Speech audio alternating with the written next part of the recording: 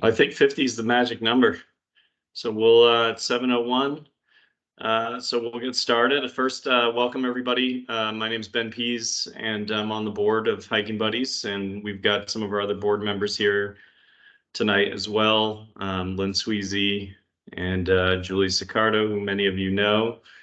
And I think that's it for board members tonight, but we just want to thank you guys for uh, attending this. We think it's important. We think it's a great opportunity for us to come together as a community, to learn, to have a great guest speaker, and have some Q&A and really just try to better ourselves as hikers, as people, and just take this opportunity to hear from Ty and to ask questions if you have them.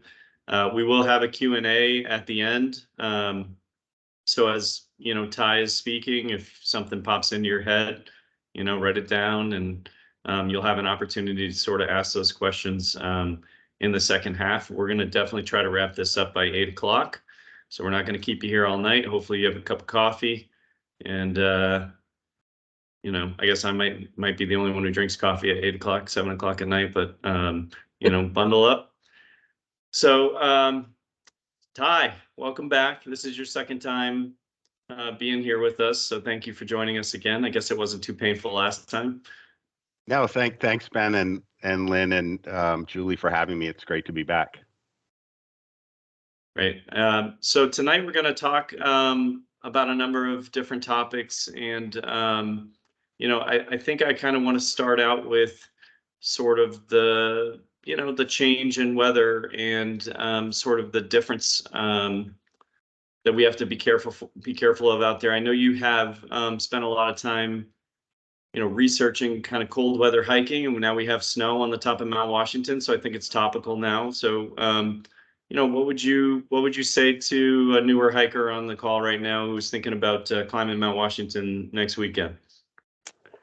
Check the weather, check the higher summits forecast first and foremost. I think that's a really important component, but also and I think we'll get into this over the course of the next hour, it's really having self-awareness and some humility about what it is that you're hoping to do. I would never discourage people from moving into the fourth season of hiking and climbing. It's absolutely phenomenal.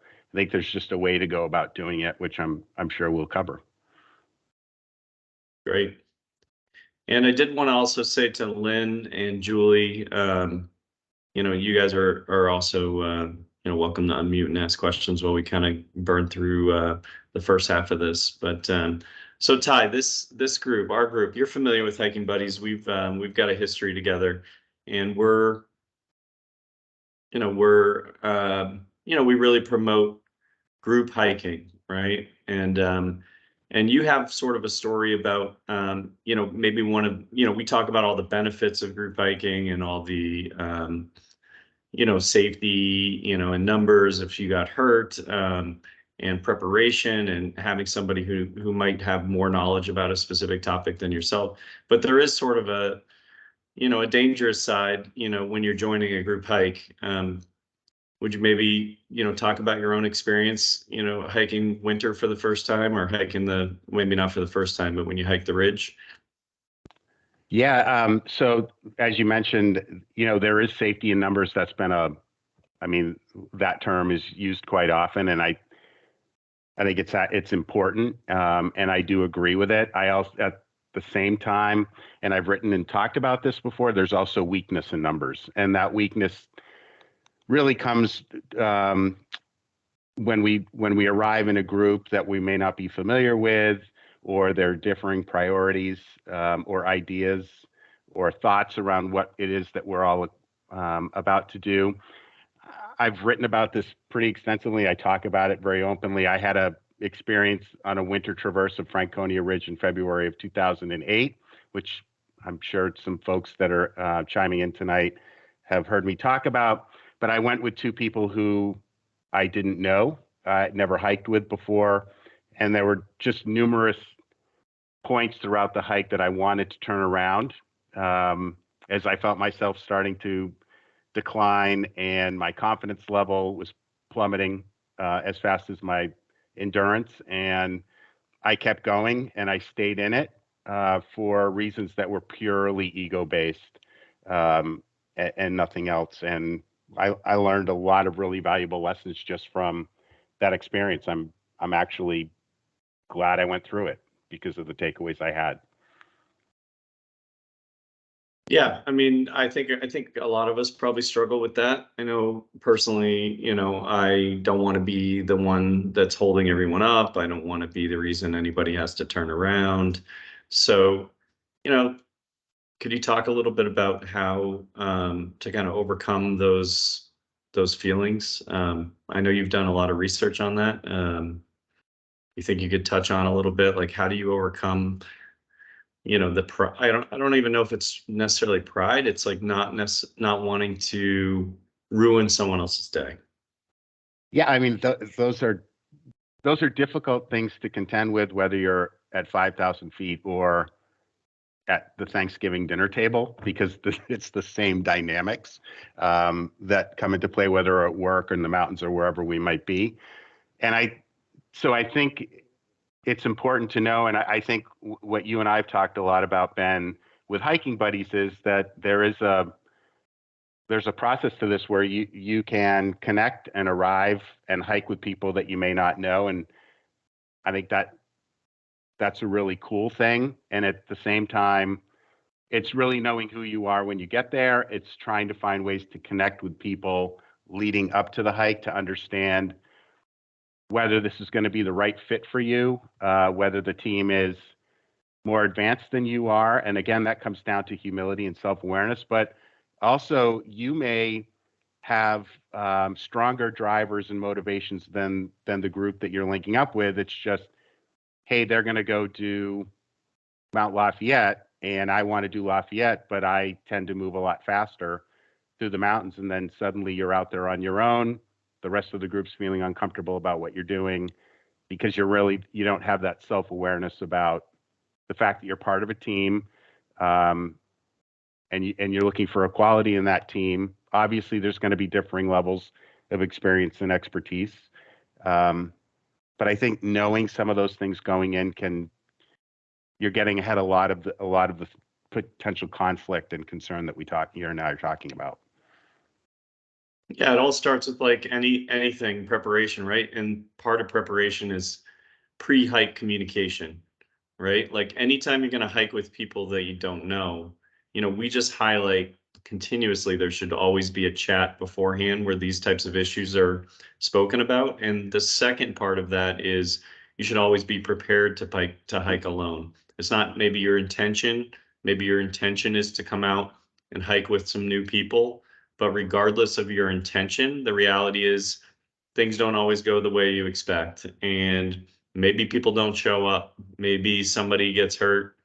Maybe somebody, three of the people that you're with take off at a much faster pace and leave you behind. Like there are, unfortunately, situations that can happen like that. You kind of hope that people, you give people the benefit of the doubt that they're going to care about you as much as you care about them. But the reality is humans are human, and sometimes people are just out for themselves. And when you don't know the person you're hiking with, and even if you do, you just have to plan for a solo hike. And we can't stress that enough. I will say on the flip side of that, we often get asked, has there been a buddy wedding yet? Has there been a buddy baby yet? Well, the things that we actually get most excited about is, when not excited, but like where we do a sigh of relief is when we hear when something didn't go right and somebody did slip and, break a hip or, had a heart issue on the trail. And we're grateful that they were with a buddy group because we've seen in many, many occasions where the benefits far outweighed the negatives, in particular when somebody slips or, has an accident. So that's been, one positive. We actually have that on our website. We've got buddy stories. If anybody's interested in reading a couple of them, if you go to hikingbuddies.org and click on buddy stories, we do have some stories on there written by a couple of our buddies who've had bad incidents occur on the mountains and have recorded sort of their experience, if you're interested. So Ty, we're always learning, right? Even now. Tell me kind of your newest revelation or something that maybe, you can't know it all. I mean, that's what we always tell people. You're constantly learning. So give us something that maybe is newer for you, like that you've kind of come to understand, appreciate, think about, or worry about. I don't know. Well, I mean, with any time the winter season's approaching, I think a lot of us think about, what is that going to mean? Last year, I mean, we were already experiencing incidents in the shoulder season, and it's like, wait a second, it's really not even winter yet. And I think there was just a feeling of anxiety with some, and what does this all mean? And like you said, I'm continuously learning. I'm always reading about interpersonal dynamics, human behavior, mental toughness, a lot of that kind of work, because I do think it's absolutely important when we're talking about going into an alpine or backcountry environment. I think all of that kicks in for me. So yeah, I think I'm just continuously learning. There's probably too many things for me to pick one thing out. I'm in the midst of a new project, so I'm always going back to hypothermia, and I'm spending a lot more time on this project around snow science and snowpack stability, and just probably I think it's been there all along, but the people going off trail and into the backcountry now, I think is probably a new challenge, because I mean, those are epic journeys, and there's a lot out there in more remote parts of the White Mountains. And at the same time, I think it is an emerging risk as we start to venture off trail. And do we truly understand snowpack stability and the things that trigger avalanche and those kinds of things? So it's kind of where my focus is at the moment. So you're not a big believer in the Hiking Buddies Naked and Alone series for New England? I mean, if that's where you feel you have to take the organization, I'm not gonna. I'm kidding. Yeah. Lynn, did you have a question? Yeah, thanks a lot, Ty. My question is, how do you or what advice would you give in approaching hard conversations when you're hiking? So, for instance, a person has shown up to the hike and they're underprepared, but they still want to go ahead and hike, or perhaps on trail they're being unsafe. What advice would you give to just opening up conversations that might otherwise be awkward or difficult in the moment? I think that's a really good question, and I think, as we talked about before this started, I think there's no silver bullet with these kinds of things. They're difficult conversations because there's emotion behind them, and I do think we're kind of in this phase right now where we have a lower threshold with people, patience-wise. But I think for me, it's centering yourself before you have that conversation. What is the issue? I think it's not making it personal. It's just trying to identify the behavior that's causing concern, or the practice that's taking place. I think if a person is showing up to a hike completely unprepared, as Ben said, I think if the group feels it's best for the group in terms of safety, for that person not to participate, then finding a respectful way to communicate that to the person that the group is not comfortable, without maybe pouncing, or allowing that person to go alone, as Ben said, being prepared to go alone. I mean, at some level, individual responsibility does come into this. On the trail, in progress, in real time, for me, and I was there, so I've kind of lived this. Every step forward you go, you're now one step further away from the trailhead. You're probably one step closer to even more unpredictability as if you're heading above tree line. And those are dynamics that really probably should be worked out before you get beyond tree line, because at that point, there is a team approach to this, but it's also, you know, if it's bad weather up there, there's also it's very individual. You're kind of in your own head. You've got a balaclava and goggles on if it's in the wintertime, and communication's hard. So, and the last time you want something to go wrong is when you're already working to navigate and stay on trail and those kinds of things. I want to just quickly address somebody dropped a question in the comments about what did I mean by preparing to hike alone, because of prior group hikes that they've been on. They've always stuck together. And I would say that that is the goal, that everyone stays together. And yes, I do mean prepare that you have everything you would need to hike alone in terms of equipment. However, we are not the AMC with paid AMC guides. We are a meetup group in that it's a blind date. I mean, essentially, and you may go out on a blind date and then decide, I really don't want to be with this person. It may not be that they're leaving you. It might be that you're not wanting to hike with them. So, right, good point. They're not paid guides, but nevertheless, anybody can create a hike on Hiking Buddies who wants to go hiking and would like company. And so in that way, it is a bit of a blind date. Your hope is that the group stays together. Most groups do. In fact, I would say almost all the groups do. But there have been instances where people didn't click and someone didn't want to be in the group and they hiked alone. And that you have to take worst case scenarios when you have these conversations and when you talk to a group like this, that while our goal would always be that everyone hikes together and no one splits up, the reality is that you need to be prepared in case that happens. Excuse me, it's not a 0% probability, even though it's an extremely low probability. It's not a 0% probability that the group may split up into smaller groups or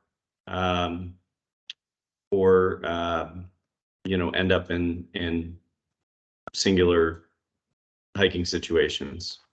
Yeah, we do and not, I think we do not screen people, for the record. Our Hiking Buddies page is a Facebook page where people can set up a hike and invite others to join. And so Ben, one other point I wanted to make is just the nature of Hiking Buddies being Facebook based. There's almost no reason why anyone has to or should show up not connecting with at least somebody in the group. Identify somebody who's signed up for the hike. If you're new to this, reach out to somebody, ask questions. You know, have you hiked with this group before? What's the pace? What do I need to be thinking about? If there's a group that hikes together all the time and there's a new person coming in, well, maybe somebody can reach out to that person to say, hey, welcome to the group. Do you have any questions? This is how, the pace we tend to go. Here's what we might recommend. So I think just given the nature of the Facebook environment and the ability to connect, that homework can be done before you show up at the trailhead. 100%. I consider that part of personal responsibility. Yep, I agree. Yep. Julie, did you have a question? Can you hear me? Yep. Yeah, I don't have a question. I did want to back up some of the comments that were just made. As far as personal responsibility goes, when you join a group hike, and this is based on my experience and just watching everyone else, and the conversation should be flowing, and there are things you're looking for. You should be talking about weather. You should be talking about pace. You should be talking about, what's your backup plan if your plan doesn't, pan out, or you show up at the trailhead and it's a completely different situation than what you expected. So you have your expectations and you plan on staying together. But what if you don't feel good that day and you need to back out? What if, those conversations need to be had?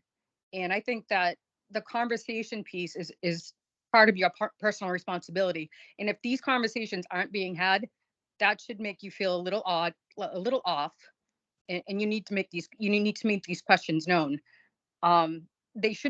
They will happen on the trail. You know, you'll be constantly learning from others, assessing things and having these conversations. But a lot of this stuff can be done prior to stepping on the trail with these folks.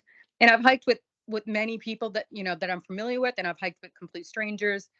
And the expectations are talked about prior when you get to the trailhead and on trail. They're constantly happening. So don't ever be afraid to speak up and, you know, or find your person that's in that group and have those conversations. It's so important. And they should be had prior to, during, at the trailhead, and while you're on trail. I just wanted to back up your comments. Thank you, Julie. Nice one, Julie. It looks like Stephen, if you have your hand up, you can unmute yourself. Perfect, thanks. Go ahead, Stephen. Can you guys hear me? Yes. Oh, excellent. So, bit of background. So I've been kind of 52 with a view, and then started dipping my toes into the 4Ks this summer, and it's just a game changer when you're able to do those. But now, as you head into this type of season, you know, I kind of want to continue to, you know, hike, but I get very leery of, like, the equipment. Like, I'm so green with regards to, like, okay, what is the proper equipment as we get into this type of season, the shoulder season, and into the winter. I'll constantly looking at this High Summits reports, and that's a game, you know, you have to do that. But where is this good site to go to, like, understand, like, what do you really need? Like, in August, sure, you're wearing shorts and, you know, and a couple different layers, but as you get in this type of weather, it's very different, and I need to understand, like, what I really need at this point, you know, to be up in those, like, you know, an Eisenhower or a Garfield or something like that. Thank you. So, Stephen, you're going to be psyched when you get up there for the first time in winter. It's just beautiful, breathtaking in a way that I'm not saying the other 3 seasons aren't. It's just so much different and actually kind of hard to explain. I would highly recommend going to the Hike Safe New Hampshire website. There you'll see the 10 essentials, but they also provide the essentials for winter hiking, and that'll give you a good baseline. I can also tell you that a lot of outdoor retailers will take the time to talk with you about gear that you need in a way that's just helping you make good gear choices rather than just trying to rack up your credit card bill. And there are a number of really good outdoor retailers that are really invested in helping hikers and new hikers get off on the right foot, regardless of the season. And then again, there are a lot of workshops and guide services that where you can take winter hiking basics. And I know that Hiking Buddies is working on some programming that maybe Ben can talk about and Lynn can talk about. But I think those are some good starting points. That's great information, and it gets more expensive, as you can imagine, as you get into this type of season with regards to the equipment that you need versus, like, mid-August. So it's the entry point is very hard because, you know, you're like, okay, do I need this? Do I need this? Do I need this? And then all of a sudden, to your point, yeah, you're racking up quite a bit of cash. Yeah. Just, you know, so it's like you're trying to figure out, like, what do I really need at this type of weather? So it's kind of one of these things you're just constantly looking and understanding and trying to, you know, like, pick apart, like, what do I really need at this point based on the weather. And I always end of season sales are really good if you're looking to start out. You know, International Mountain Equipment in North Conway has a consignment basement where there's always some good gear. I think there's some other things. Ragged Mountain, I think, still has that. And Stephen, I think the one area of caution I might offer is, depending on what forum you go on, you're going to get some really good supportive advice, but just be prepared for maybe a person or two making you feel like you shouldn't have asked the question in the first place. There's still a little bit of that going on out there, but by and large, I think there's a lot of support out there and a lot of places to find it. And Thank you. Stephen, Thank you. I would jump in with two things. One, you know, winter is the one season where you kind of want to make sure you have quality. Like you said, you can get away with a lot in the summertime. You can wear sneakers, you could, you know, there are things you can get away with that we wouldn't necessarily recommend. But like there's nothing worse than being really cold. And cold and wet on a mountain is not where you want to be. It's just dangerous. So just, used equipment is fine. Finding stuff on marketplace on Facebook is fine, but just do the reviews on what you're looking to buy before you buy it. Make sure it's actually a quality piece, because you just want to make sure you have something that is going to keep you warm out there this time of year. And the second thing I would mention is we are partnering with Redline.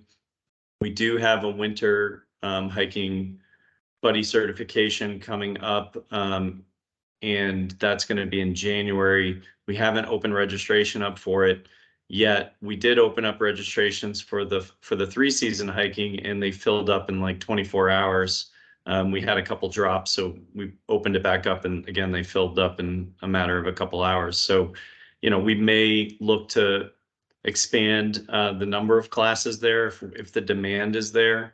But Redline does a very good job for us, and we're excited to have partnered with them since they've been doing it for years now. And so keep your eyes out for that. It'll be on our Facebook page, and we'll announce when the registration opens for that course. Thank you all. Appreciate it. Yeah, and Stephen, I think to you and to anyone that might be asking similar questions as you, I think progression is really, really important. It's a long winter season. And I think, sometimes if our last hike in spring, summer, or fall was 4,000, 5,000 feet, we think, okay, I want to replicate that in my first winter hike. There's absolutely nothing wrong with progressing. It's maybe you're doing 1,000, 1,500 footer that just gets you out on a ledge, away from the trees and exposed to some cold wind, and a great opportunity to test gear, and then progressing to 2,000, 3,000, 4,000, and looking for mentors. If it's not guides or instructors or workshops, it's people that you might know who are already doing this kind of activity that can take you under their wing and help you move into that fourth season. I think it's all there. It's just, again, it's beautiful, and you want to get up there, but there's a way to go about doing it, and that's usually methodically and really thinking about gear and experience level, and as you said, weather, and all of that goes into it. I think that's a great point, Ty. It's like, it's progression. It's like, okay, let's try this one. Okay, that's a great point. And I kind of thinking about that, because I want to do a couple in the coming weeks, but I realize that, hey, this weather's changing. I'm not experienced in that, so I want to be safe. But you want to try and somewhat push yourself, but in experience some stuff, but in a safe way. Yep. Nice to meet you, Stephen. The Hiking Buddies troublemaker Andrew Barlow has a question, it looks like. Oh, me? Can you hear me? Yeah. Hello? Yeah, okay.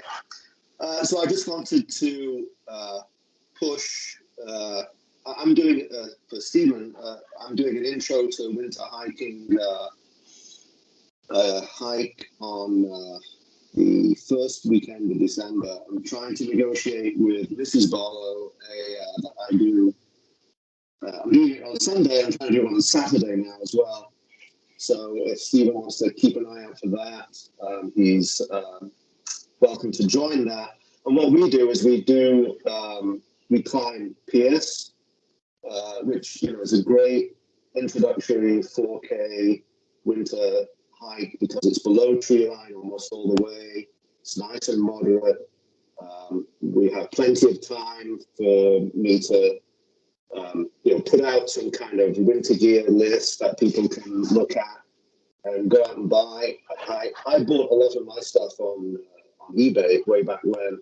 So, you don't have to buy the new stuff. You just have to know what you're looking for. And, there's lots of different resources out there to find that. But yeah, I would say people should look out, not only for my intro to winter hiking stuff, but I think some of the other experienced hikers out there are going to do their own intro to winter hiking. And also anybody is welcome to, send me any questions they've got. They can find me on Facebook and I'll try and answer them the best I can.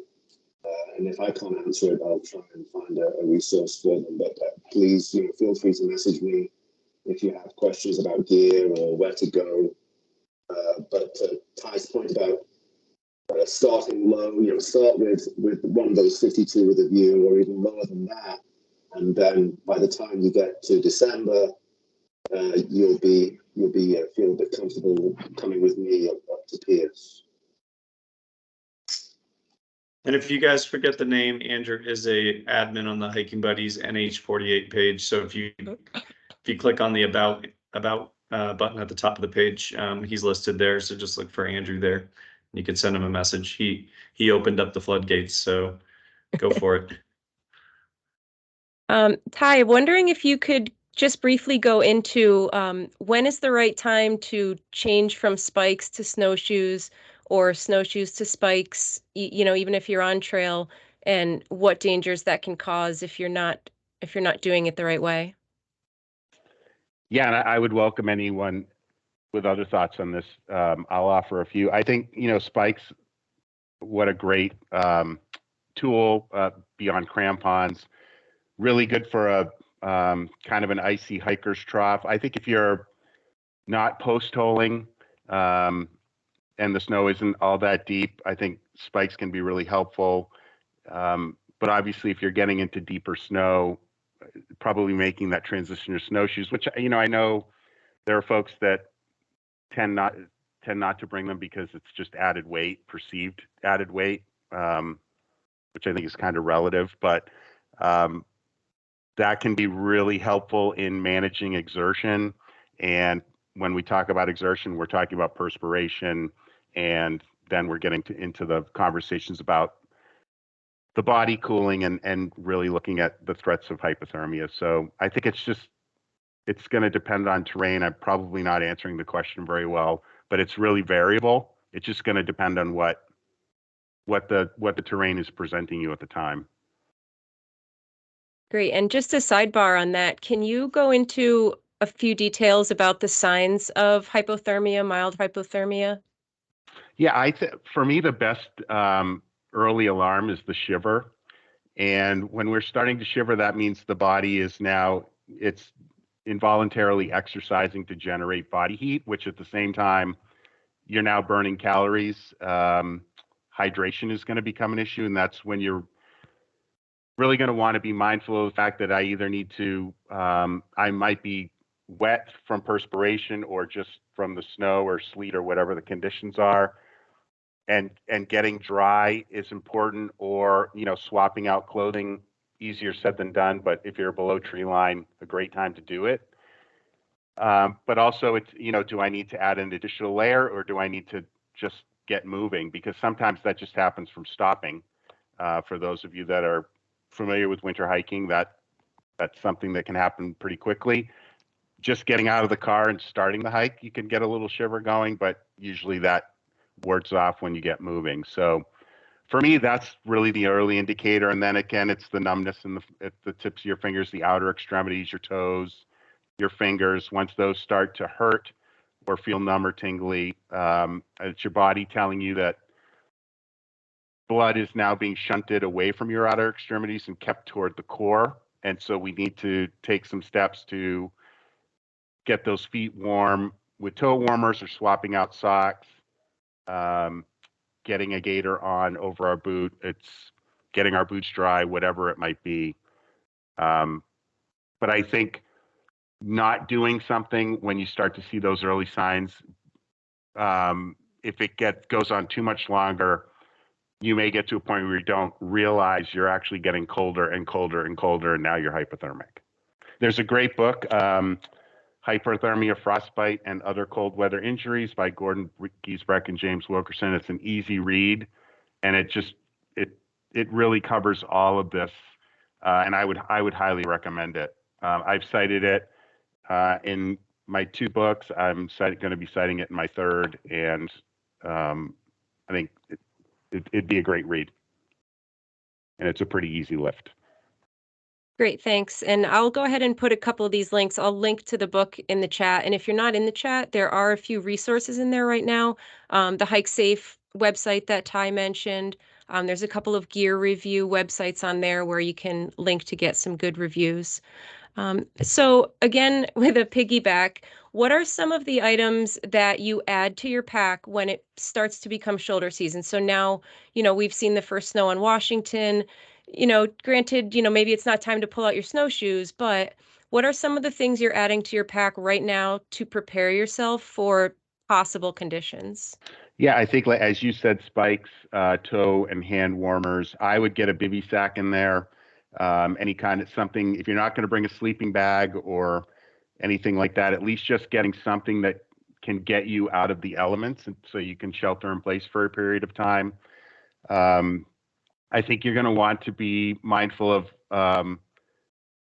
now making sure that any of those liquids that you bring are insulated. You can pretty much get away with it the other 3 seasons, but the higher up we're getting in the White Mountains, every 1,000 feet, the temperature's dropping a certain amount, and that water or even hot fluids left uninsulated can freeze quickly.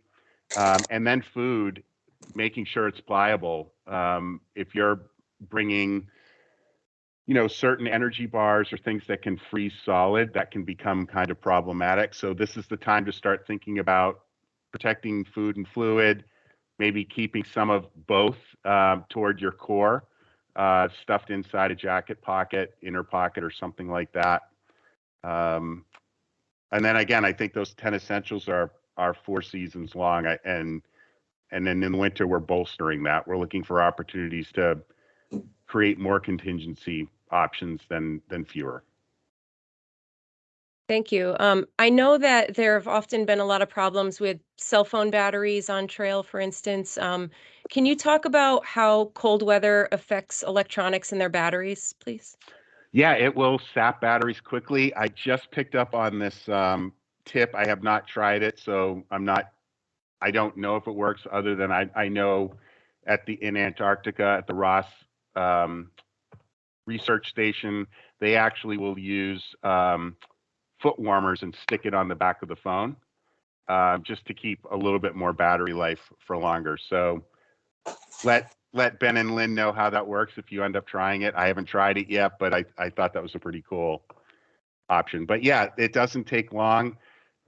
You want to have that ability to communicate, but I'd recommend maybe bringing a spare battery pack that would allow you to charge if you need to, protecting it as you would your food in colder temperatures, for sure. Great. Yeah. And to add on to that, can you talk a little bit about, headlamps and the importance of, I know I was told once, keep a headlamp, which is one that is batteries and one that is potentially USB rechargeable. What do you carry when it comes to headlamps and lights on trail? Yeah, I have a black diamond headlamp that search and rescue carries for winter missions, or a like one where the battery pack is actually in your coat. It's not attached to the headlamp itself. So it just keeps those batteries, again, as we've talked about with food, fluid, and phones, it's keeping it warmer. And I think that's a really good option in the wintertime. That's great. There's a question in the chat, and it comes from Catherine. Catherine says, weather forecast. Are there other reliable sources to use? Last weekend, I backpacked the Bonds. I used Mountain Forecast ahead of time and Garmin InReach weather report on the mountain. Neither reported rain or gusts of 55 miles per hour, but it rained throughout the weekend and sleeted one night. What is the best source? For me, I'm a little biased on this. It's the Mount Washington Observatory Higher Summits forecast, and I think that's. I have seen the amount of work that goes into creating it, and as anyone that works on the summit or for the observatory will tell you, that forecasts are variable across we're talking about hundreds of square miles of high terrain, and it can be variable. It can be clear with great visibility and calm on Mount Washington itself, and yet Franconia Ridge or Moosilauke is having a completely different weather experience. So I think that is my go-to. I know there are other outlets out there, but that's the one that I lean on personally because of the meteorologists at the summit, their experience with mountain weather, their expertise in weather science, and just they're up there all year long, every day, 24 hours a day, taking readings every hour on the hour, and they understand the nuances of how this weather works across terrain, and they're all avid White Mountain hikers, so they get it. Well, it also goes to show that weather can be unpredictable. I mean, you're never going to get it right 100% of the time. So just make sure that you have the poncho or whatever, additional items you might need depending on what type of year it is in your bag. I did want to make sure.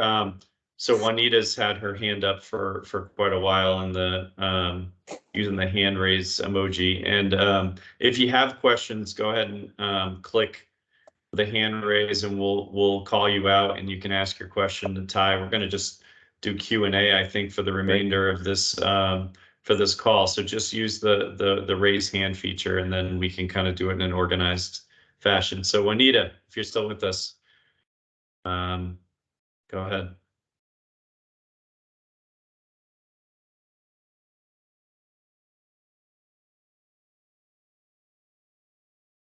You're on mute if you are talking. But all right, Catherine. Thank you. This is Catherine. I have a question about search and rescue insurance. So I have the Hike Safe card for New Hampshire, but if I have to get, flown off the mountain, am I going to be responsible for that charge? Because I know helicopter rides can cost maybe upwards of $60,000. And should I consider SAR insurance as a backup?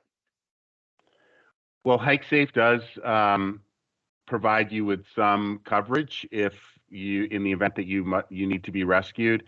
But I always like to tell people that yes, you buy the Hike Safe card, it does provide some coverage. But if the hiker is found to be negligent or reckless, even if they're carrying a Hike Safe card, they could still be responsible for potentially reimbursing for rescue costs. So I am not aware. I know there's global rescue insurance.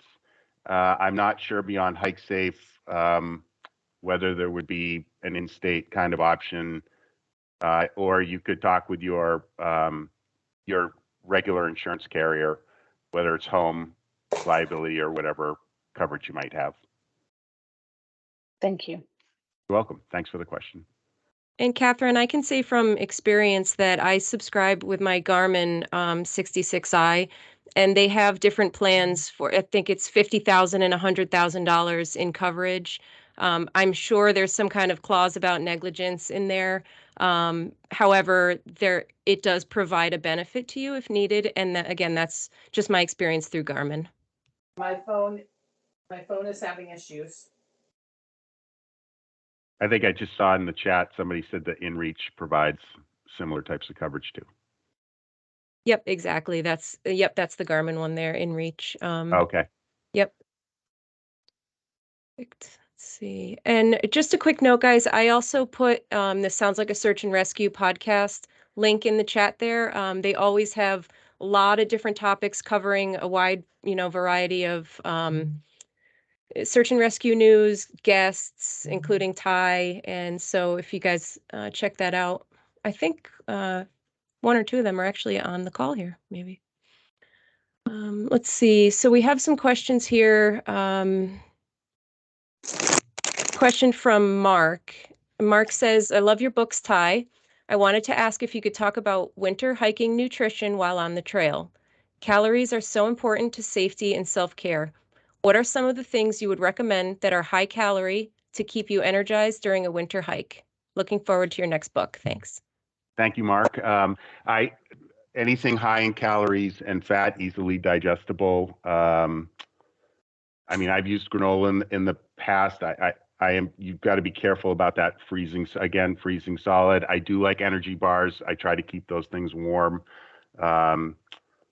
Bagels, if you can anything you can keep warm that has carbs and calories and fat, I think are good. And there are a whole host of options out there. I know there are things that you can buy at outdoor retailers. And I think my suggestion is trying some of this out before you get up on the mountain sometimes to make sure it's going to work for you, and not waiting until you're there and need it and it's working against you. So I'm not going to claim it's nutritious or great hiking food, but if you want something that is amazing on the top of a mountain on a chilly day that will warm you up and weighs nothing, just the little cup of noodles.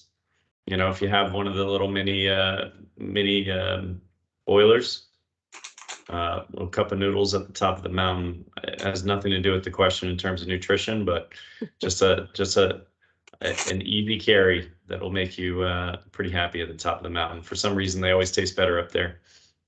Yeah, I like a Snickers bar too, if it's again, keeping it warm. I think the more important issue here is to make sure we're eating and hydrating, that we're actually utilizing the food and fluids that we bring with us, because we get on the trail and it can just be, in the wintertime, it can seem or feel easier to just leave it in the pack and not stop, and unpack it and take it out. But I can't stress enough the importance of caloric intake and hydration when you're exerting in the wintertime, because you're burning more, because your body is trying to generate more warmth. So bring it and use it.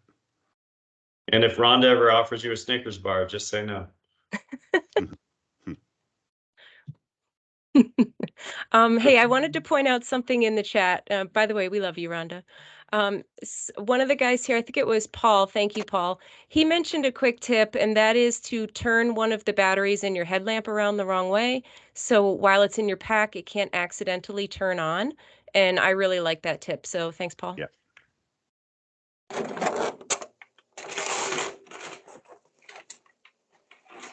Let's see. I think Juanita, if you are still there and still have your question, feel free to unmute yourself, or I can unmute you. And I think, Catherine, we got your question already, unless you might have a second one. I do. Would you like me to ask it now or wait? Sure. Yeah, now's great. Great. So I consider myself a fairly experienced hiker, winter and three season, but I'm curious about, is there a mile per hour on the ridge when it's predicted that we should just say no? And no, with the understanding that I'd like to be sort of risky, but not dangerous risky. So that's kind of how I'll put that question. Catherine. I appreciate the question. I think a lot of this comes down to individual experience levels,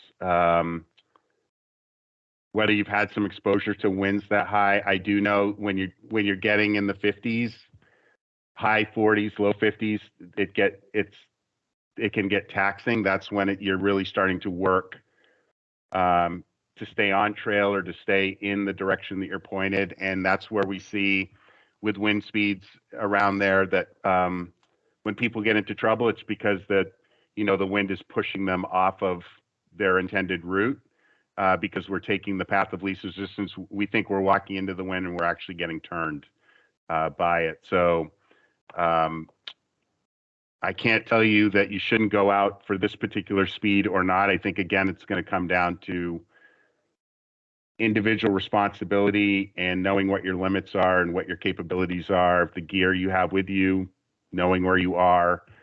I get getting outside of your comfort zone.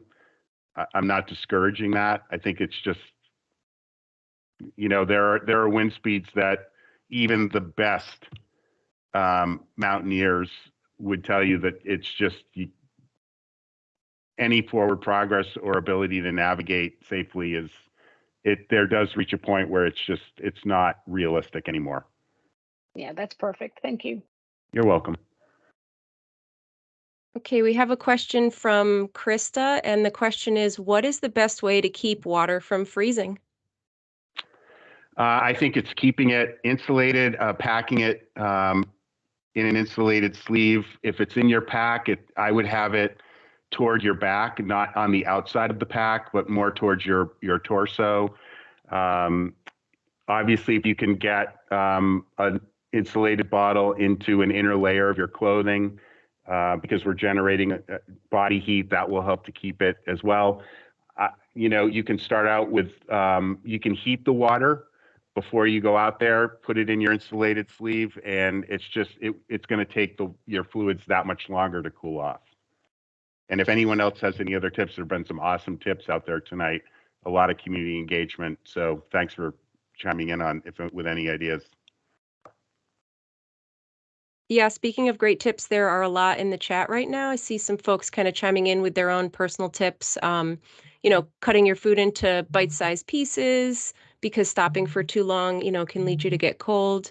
Another one, slices of very high-fat banana bread smothered with very high-fat Vermont butter. Yeah. That sounds delicious. Here we go.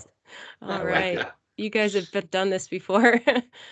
Cube cheddar cheese and salami, honey stinger waffles are great. Maple syrup waffles, hot thermos of coffee. Yeah, definitely a hot beverage on cold days is really nice if you have a good thermos. But I won't, unless you want me to, Ty, I won't read all of each of these little tips. Everybody, you can go into the chat if you want to take a look at some of them. They're all pretty great. Yeah, that's great. It's great to see the engagement. Juanita's got her question, and she asked if the Hike Safe card covers only the whites. It covers New Hampshire, yes. So a little bit outside of the whites, just within the state of New Hampshire, right? Okay. Yeah, I think New Hampshire Fish and Game is they have oversight of inland and backcountry search and rescue in New Hampshire, and that it doesn't necessarily have to be in the White Mountains that you might be hiking. They're still going to have some responsibility for the mission. Ashley Barr, you have a question? I do. Can you hear me? We can. Yep. Perfect. So first I want to say, Ty, thank you for joining the buddies and talking. And I do also want to echo that Slasher podcast is an amazing podcast to listen to get some extra tips and tricks on getting into the whites. My question is, so I've been out of the hiking game for some time due to an accident I had, hoping to get back into it in time for some winter hiking. Do you have any suggestions on how to get back out hiking without necessarily being able to make it up to the mountains every weekend? Yeah, I think fitness and conditioning and working on mobility. I'm doing a lot of that right now just because I'm not able to get out and hike all that much just because I'm working on a writing project right now, and work and family and all of those things. But there are things that we can be doing to strengthen our cardiovascular system. Again, working on hip, shoulder mobility. I think that's all good when we're talking about moving over uneven terrain and carrying weight over long distances. So I don't know if that's helpful, but I think fitness is a really important component in all this for sure. No, that's definitely helpful. Thank you. Yeah, hip and mobility. That's what I need. Good luck, Ashley. Get back out there and get after it. Thanks. Hope so.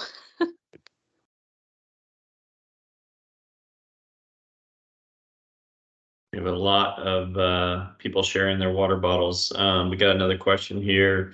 I'd be interested to know what lessons from the research into hiking accidents in his books have led him to concrete changes in his hiking habits. Well, I think I've gotten a lot more focused on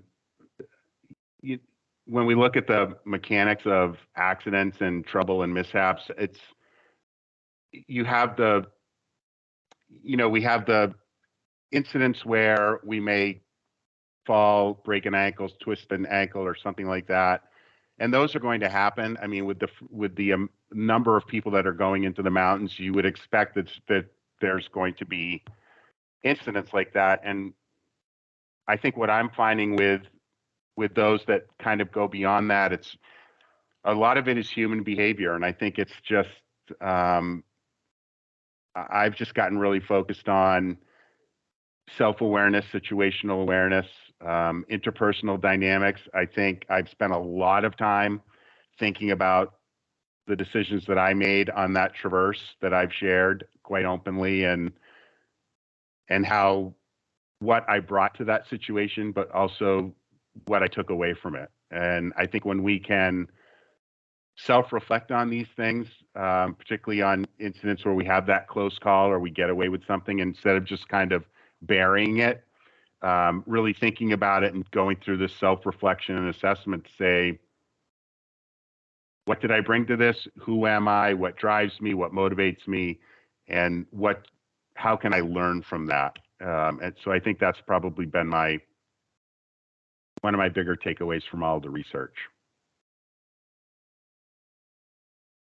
That's great. Thank you, Ty. A question from Krista. Can you talk about pack weights? What does the average day pack weigh if you pack all the right gear? That's a really good question. Some of that's going to depend on the type of gear that you get. I'm trying to think. The average day pack is probably 12 to 17. I mean, I think it's going to depend on the person. I know that, for instance, members of Fish and Game Search and Rescue are known to carry packs that are 70 pounds because they're carrying gear for themselves and the people they're going out to try to find and help. I think I said this before, I think it comes down to individual preference. You can buy the lightest version of the 10 essentials that you possibly can if that's what you're into. You're going to save some ounces there, maybe a pound, but I really don't have a concrete answer to that. I don't see a lot of packs over 20 when I'm out, but and that's just visual assessment. I'm not stopping people and shaking them down to determine pack weight. So, and clearly the middle of August versus the middle of February, different. The packs differ.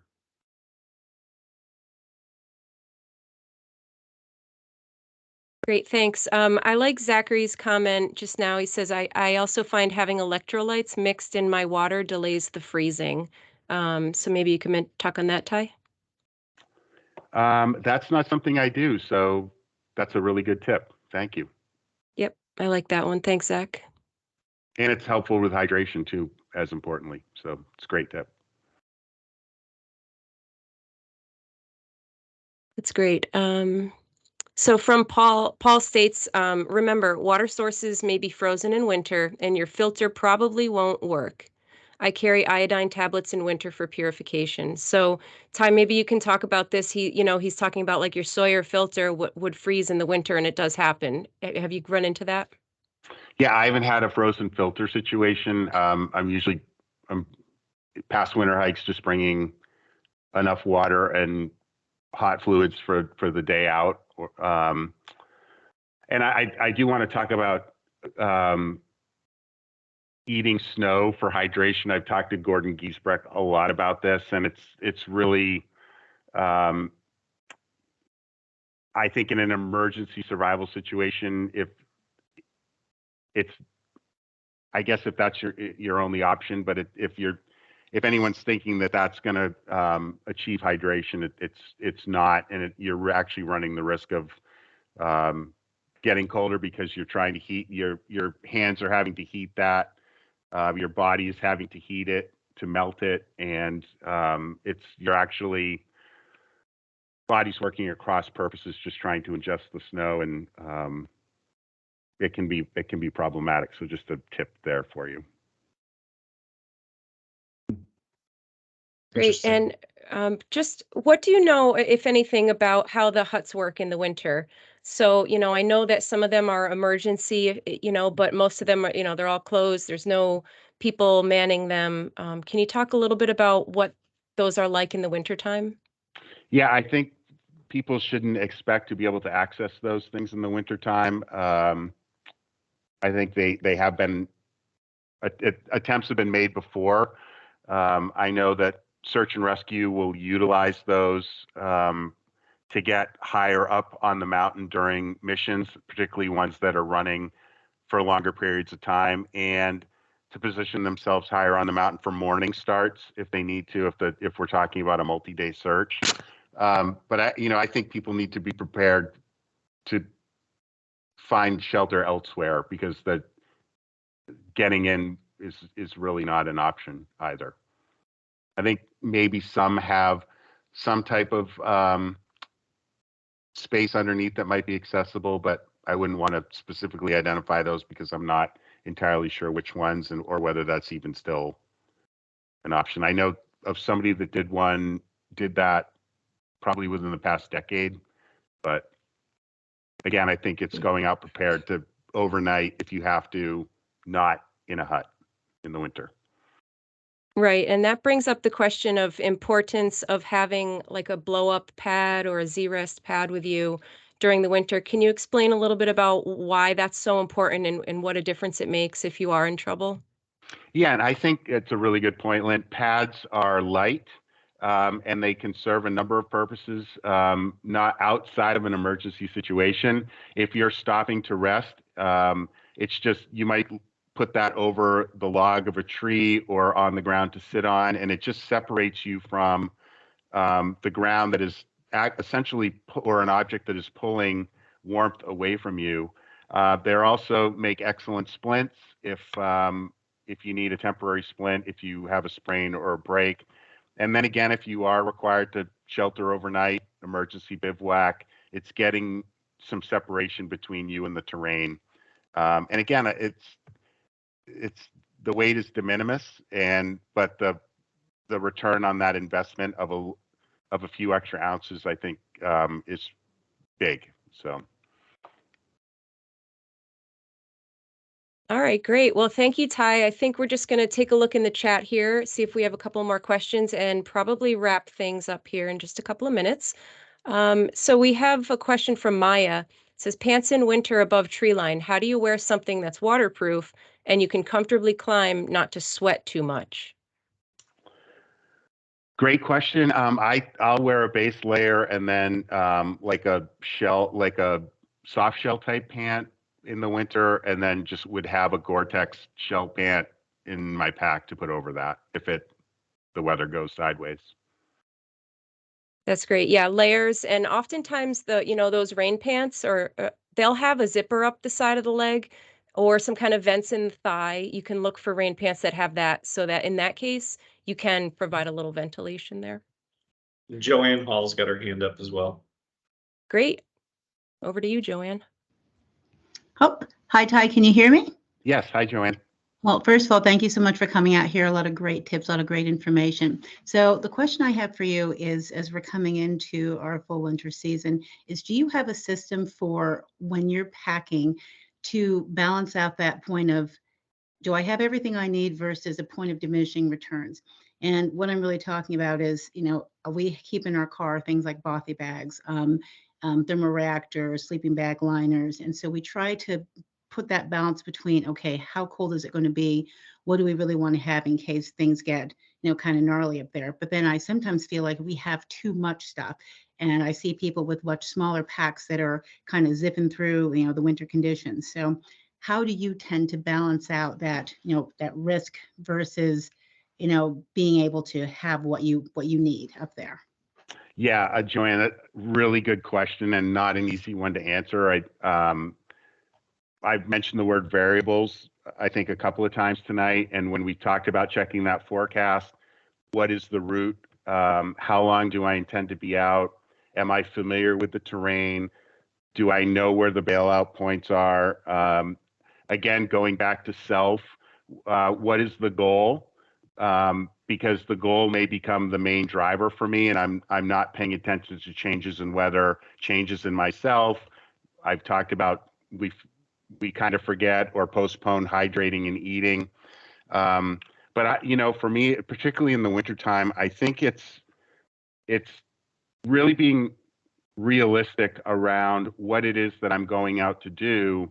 And I've asked people I posed this question.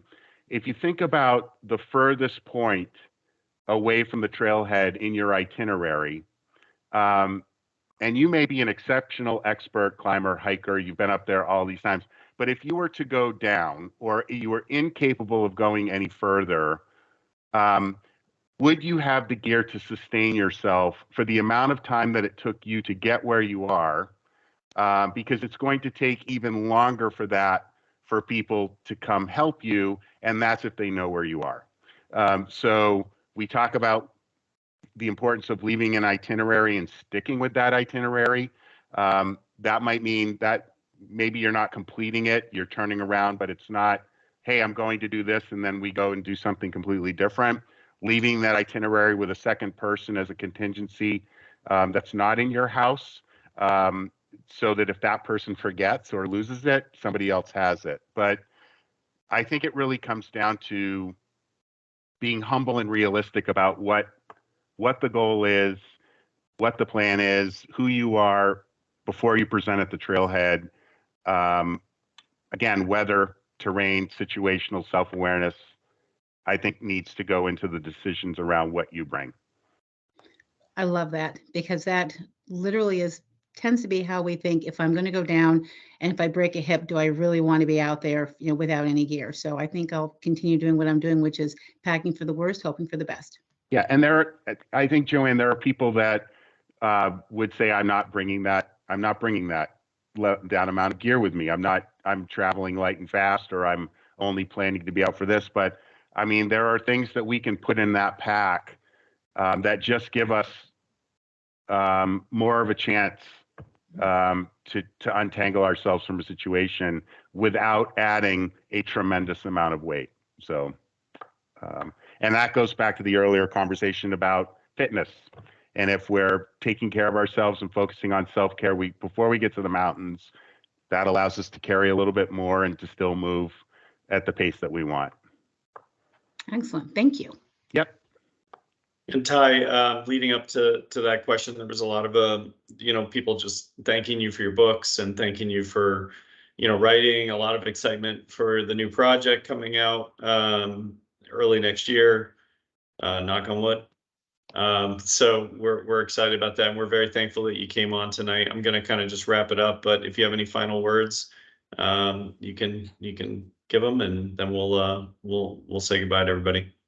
Yeah, I just again like to thank you, Lynn and Julie, for the opportunity to be here, and I really just want to thank the community for being so engaged and offering tips and advice. I think one of the things that, and we've talked about this before, I think the beauty of Hiking Buddies is it is a safe, supportive environment for these kinds of conversations to happen, whether it's virtually or offline through chats and conversations. And I think for those of you that are new to the sport or really preparing to take that leap into the fourth season, which again is awesome, I think you have found the right place to embark on that adventure. So again, thank you to the three of you for hosting and for your governance of the organization. Thank you so much, Ty. And thank you everybody for showing up. Thank you, Julie and Lynn, for helping lead with the questions, and I'll sign everybody off, and have a great night. Thanks, everyone. Good night. Bye.